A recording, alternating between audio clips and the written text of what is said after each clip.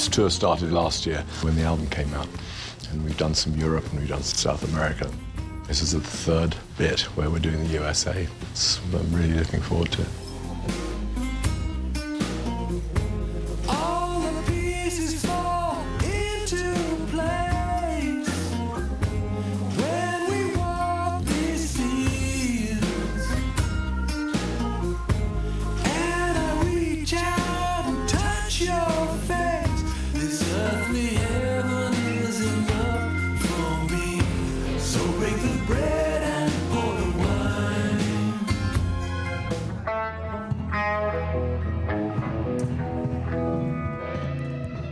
Let's run through a set and see how we go. We'll try and cut them short. Yeah.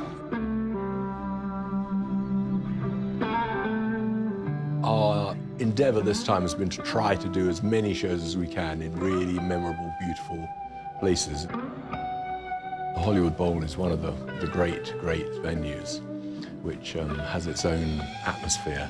If you go there, you don't forget.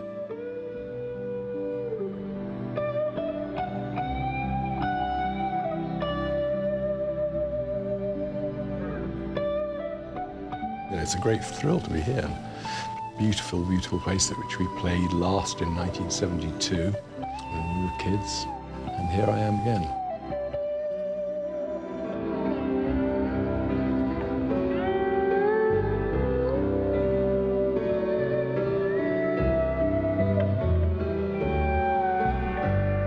The Croz, he's a local LA boy, yeah, born here, sang on this album. Rattle That Lock sang on the last On an Island album, and he's here to join in a little bit, have a bit of fun. It just gives you a change of voices, adds something to the vibe of the evening.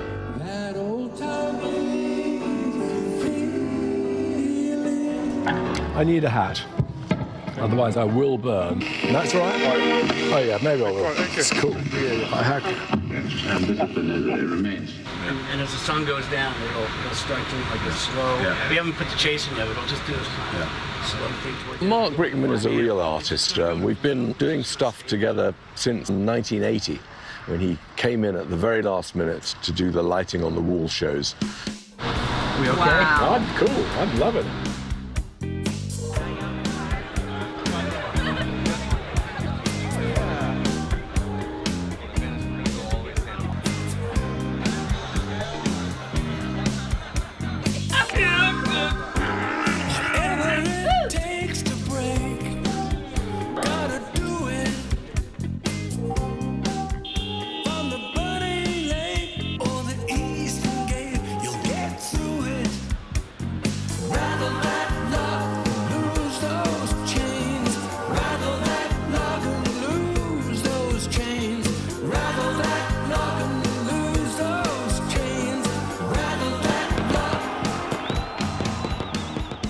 We have the lovely Mr. David Crosby.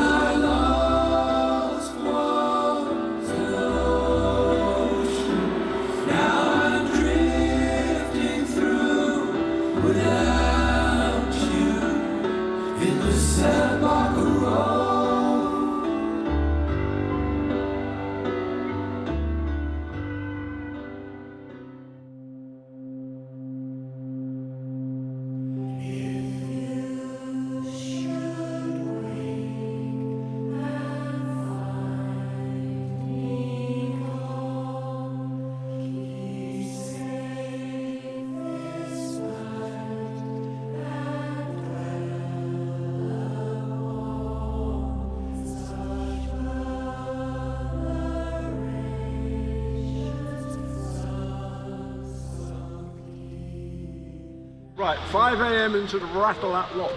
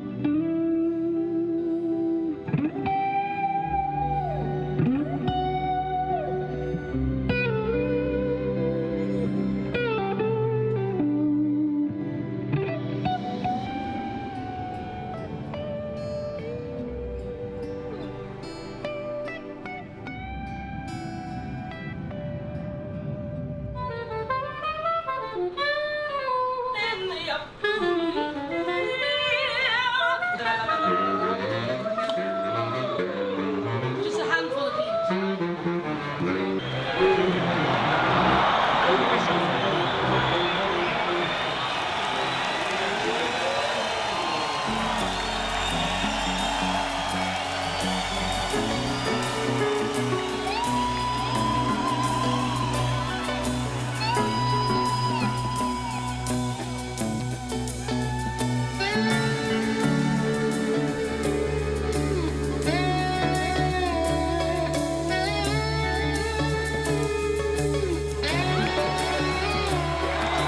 Thank you very much indeed. Good night.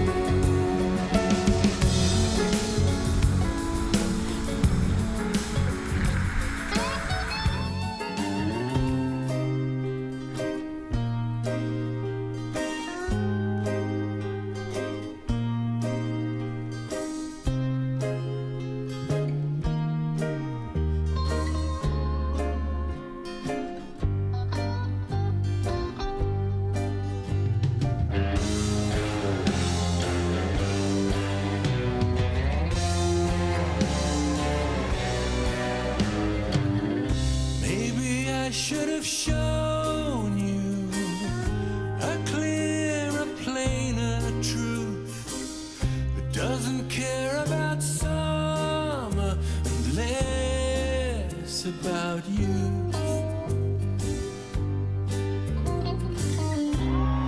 Now in this silence, what more is there to do?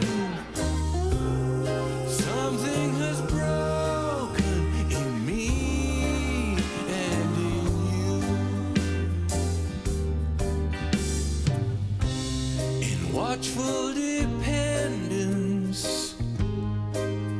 a satellite spins, cautiously circling the space that I'm in.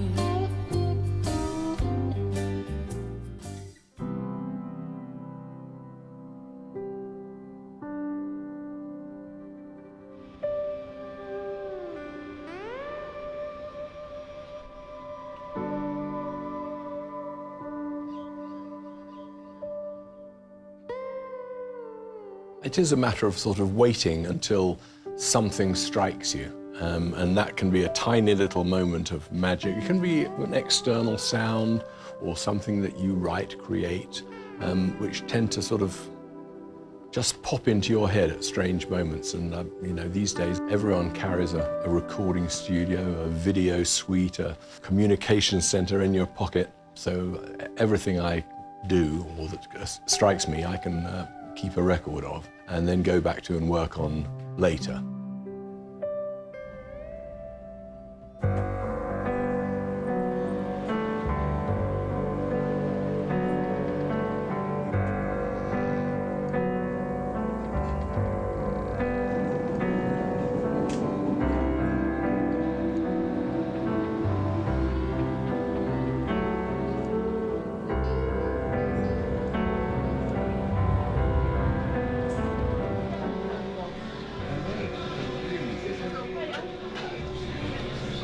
Downtown dog? Come with mustard, tomato, relish, onions, pickle, hot pepper, celery, so. Okay, I want one of those, please.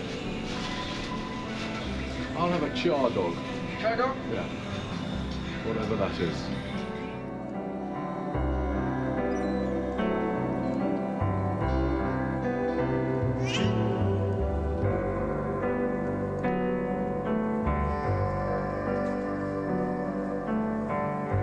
It's like going into the sea.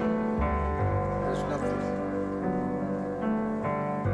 Something I never knew.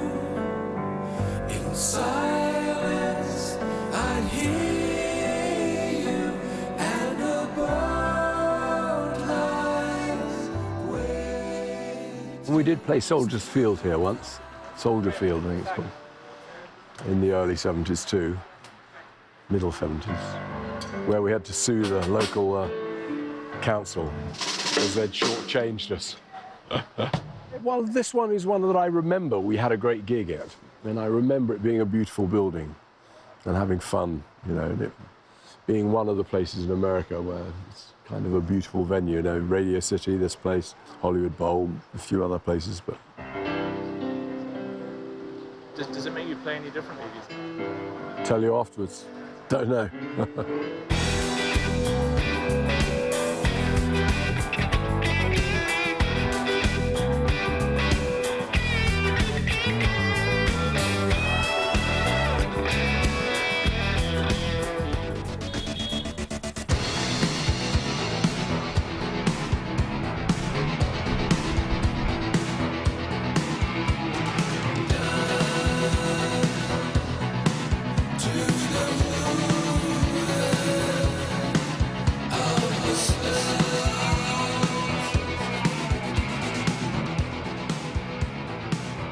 So what was the first song that you wrote for him? I think it was What Do You Want From Me? Which is bad for a relationship. What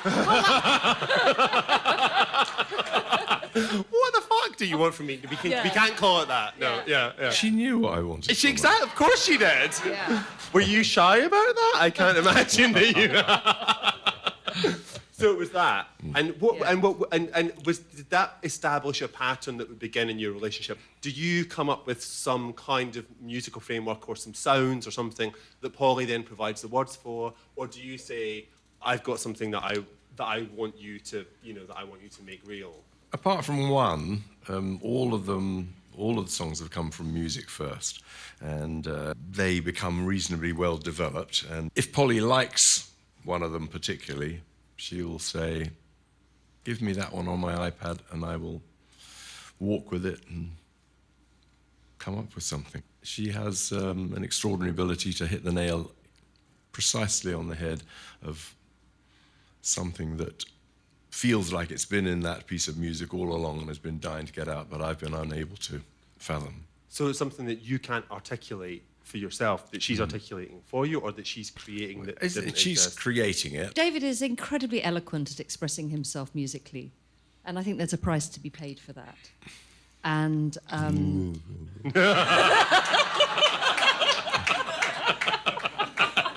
it's a bit like, it's a marriage. I stare at him, try to work out what it is he's thinking. And often, if we have a very important conversation, I really think that I should be the one saying, so, what do you think about this? What should we do? And he should just reply with a guitar.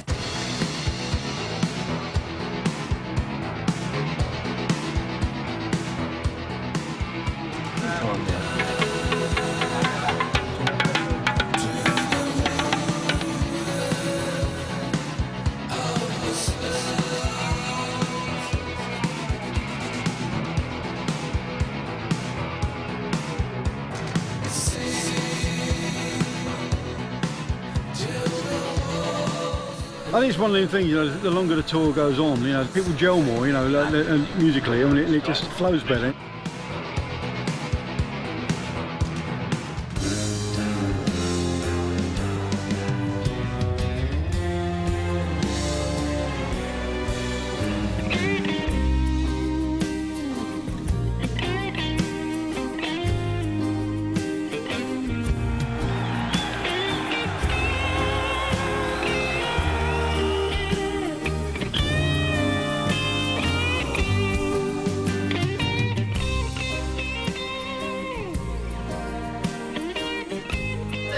Can I have a hot dog, please?